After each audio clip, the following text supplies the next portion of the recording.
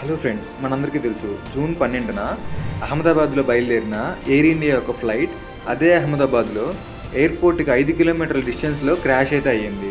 దీనికి కారణాలు చాలా అయితే చెప్తూ ఉన్నారు. ఒక్కొక్క న్యూస్ ఛానల్ ఒక్కోలా చెప్తుంది. ఈ వీడియోలో ప్రాపర్ రీజన్స్ అయితే నేను మీకు చెప్తాను. అదేవిధంగా బ్లాక్ బాక్స్లో ఏం దొరికిందో కూడా ఈ వీడియోలో నేను మీకు చెప్తాను. క్రాష్ అయిన ఈ ప్లైన్లో మొత్తం 242 మంది అయితే ఉన్నారు. వీళ్ళల్లో 230 మంది ప్రయాణికులైతే మిగిలిన 12 మంది సిబ్బంది. వీళ్ళల్లో ఎవ్వరూ బతికిలేరు, ఒక్క పర్సన్ తప్ప. అదేవిధంగా ఇది క్రాష్ అయిన మేఘానగర్ రెసిడెన్షియల్ ప్రాంతంలో ఒక డాక్టర్స్ యొక్క హాస్టల్ అయితే ఉంది. అదే టైం లంచ్ టైం కావడం వల్ల అక్కడ డైనింగ్ రూమ్లో కొంతమంది లంచ్ అయితే చేస్తూ ఉన్నారు. సరిగ్గా ఆ లంచ్ టైంలో ఫ్లైట్ క్రాష్ అవడం వల్ల అక్కడ లంచ్ చేస్తున్న కొంతమంది డాక్టర్లు అయితే చనిపోయారు. ప్రజెంట్ ఈ కౌంట్ 24గా ఉంది. అలాగే అక్కడ ఇంజ్యూర్ అయిన వాళ్ళ కౌంట్ 30 పైనే ఉంది. కాకపోతే అక్కడ కొన్ని డెడ్ బాడీస్ వెతకాల్సి ఉంది. ఎందుకంటే ఈ ఫ్లైట్ క్రాష్ అవ్వటం వల్ల ఆ 5 ఫ్లోర్ల రెసిడెన్షియల్ అయితే ఫుల్గా డ్యామేజ్ అయింది.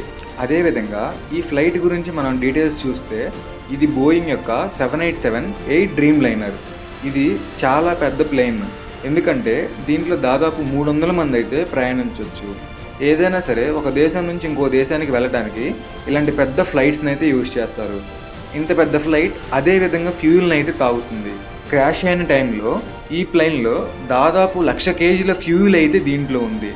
దాని రీజన్ వల్లే అక్కడ దాదాపు పెద్ద బ్లాస్ట్ అయితే జరిగింది. ఆ బ్లాస్ట్ జరిగినప్పుడు అక్కడ 1000 సెల్సియస్ డిగ్రీస్ టెంపరేచర్ జనరేట్ అయింది. దీనివల్ల కూడా అంత స్లోగా ప్లేన్ క్రాష్ అయినా ఆ ప్లైన్లో ఉన్న ప్రతి ఒక్కరు చనిపోవడానికి ఇది ముఖ్యమైన కారణం. ఈ ఫ్లైట్ క్రాష్ అవ్వడానికి చాలా రీజన్స్ అయితే ఉన్నాయి. కొంతమంది ఈ పైలట్ అయితే ప్రాపర్గా హ్యాండిల్ చేయలేదని చెప్తున్నారు. కానీ ఆ ఫ్లైట్ని డ్రైవ్ చేసిన కెప్టెన్ సుమిత్ సబర్వాల్కి 8,200 గంటల అనుభవం అయితే ఉంది. కాబట్టి 90% ఛాన్సెస్ అయితే కెప్టెన్ వల్ల క్రాష్ అవ్వలేదు. మీకు తెలుసా, ఈ ఫ్లైట్లో 242 మంది ఉంటే 169 మంది ఇండియన్స్, 53 మంది బ్రిటిషర్స్, 7 పోర్చుగీస్, అలాగే ఒక కెనడియన్ ఉన్నారు. ఈ ఇండియన్స్లో ఒక పర్సన్ అయితే చాలా ఇంపార్టెంట్. ఎందుకంటే ఆయన గుజరాత్ మాజీ ముఖ్యమంత్రి విజయ్ రూపానీ. ఈ ఫ్లైట్ క్రాష్లో ఆయన కూడా ఉన్నారు. మీకు విషయం తెలుసా, ఈ ఫ్లైట్లో వెళ్ళడానికంటే ముందు ఆ సీఎం గారికి 2 సార్లు ఫ్లైట్ టికెట్ అయితే క్యాన్సిల్ అయింది. మూడోసారి జూలై 12న టికెట్ అయితే కన్ఫర్మ్ అయింది. కానీ టేకాఫ్ అయిన కొన్ని గంటల్లోనే ఫ్లైట్ అయితే క్రాష్ అయింది. దీనికి రీజన్ దేవుడికి తెలియాలి. ఈ ఇన్సిడెంట్ జరిగిన తర్వాత అహ్మదాబాద్ ఎయిర్పోర్ట్ని అయితే టెంపరీగా క్లోజ్ చేశారు. తర్వాత తిరిగి అదే రోజు ఈవినింగ్ 4 o'clock అయితే రీఓపెన్ చేశారు.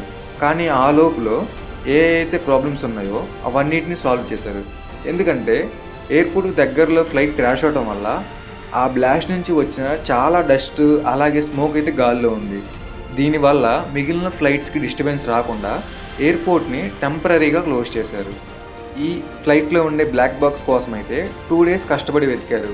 ఫైనల్గా జూలై 14th మార్నింగ్ అయితే వీళ్ళకి అది దొరికింది. ఈ ఫ్లైట్ క్రాష్లో చనిపోయిన ప్రతి ఒక్క ప్యాసింజర్కి టాటా ఎయిర్లైన్స్ అయితే ప్రతి పర్సన్కి 1,40,00,000 అయితే ఎక్స్గ్రేషియా ప్రకటించింది. అదేవిధంగా గుజరాత్ గవర్నమెంట్ 20 lakhs అయితే ప్రకటించింది. మీకు తెలుసా, బోయింగ్ యొక్క కెరీర్లో అతిపెద్ద మానవ తప్పిదమో కావచ్చు, రీజన్స్ ఏవైనా కావచ్చు, ఎంతమంది చనిపోవడం ఇదే ఫస్ట్ టైం. కానీ బోయింగ్కి ఇప్పటి వరకు 6,000 పైగా ప్రమాదాలు అయితే జరిగాయి. వాటిల్లో మొత్తంగా 9,000 మంది అయితే చనిపోయారు.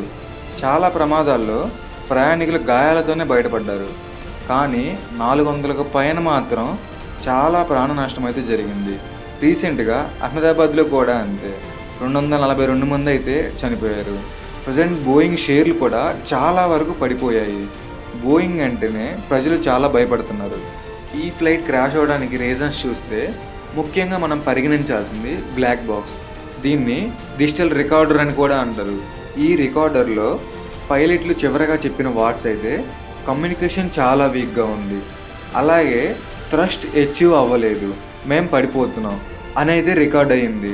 ముందుగా కమ్యూనికేషన్ చాలా వీక్గా ఉంది. దీనికి టెక్నికల్ ప్రాబ్లమ్స్ అయితే చాలా ఉంటాయి. అలాగే థ్రస్ట్ అచీవ్ అవ్వకపోవటం, దీనికి రీజన్స్ ఏదైనా ఫ్లైట్ ఆర్ రాకెట్ ముందుకు వెళ్ళటానికి దానికి చాలా పవర్ అయితే అవసరం. ఆ పవర్ సరిపోయినంత రానప్పుడు మాత్రమే అది ఒక పొజిషన్లో వెళ్ళదు. అప్పుడు మాత్రమే ఏదైతే అనుకుంటారో ఆ దిశలో వెళ్ళదు. సరిగ్గా ఈ క్రాష్‌లో కూడా అదే జరిగింది. థ్రస్ట్ నాట్ అచీవ్డ్ అని అయితే మెన్షన్ చేశారు.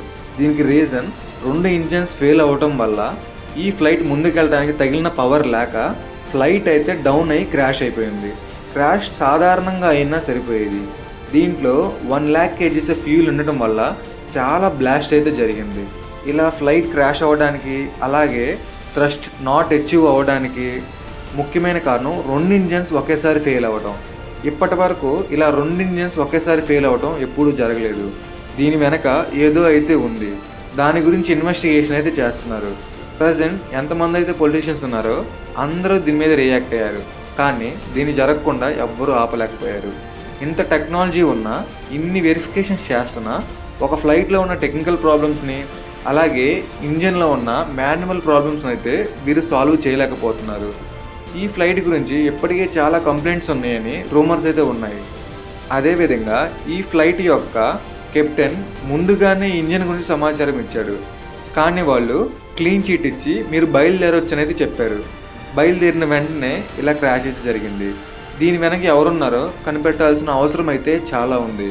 ఎందుకంటే ఆ చెక్ చేసే పర్సన్స్ ఈ ఒక్క ఫ్లైట్ని చెక్ చేయరు. ఎయిర్పోర్ట్లో ఉన్న ప్రతి ఫ్లైట్కి వాళ్ళే క్లీన్ చీట్ అయితే ఇస్తారు. కాబట్టి ఇలా ఎవరైతే వర్క్ చేసినట్టు నటిస్తారో వీళ్ళ వల్ల ఇలాంటి పెద్ద పెద్ద ఇన్సిడెంట్ అయితే జరుగుతాయి. ఈ ఫ్లైట్ క్రాష్ అయిన దాంట్లో చాలా స్టోరీస్ అయితే తిరుగుతూ ఉంటాయి. బట్ నేను మీ అందరికీ ఇన్ఫర్మేషన్ చెప్పాను అనుకుంటున్నాను. That's it guys. ఇన్ఫర్మేషన్ నచ్చితే వీడియోని లైక్ చేసి ఛానల్ సబ్స్క్రైబ్ చేయండి. Thank you for watching.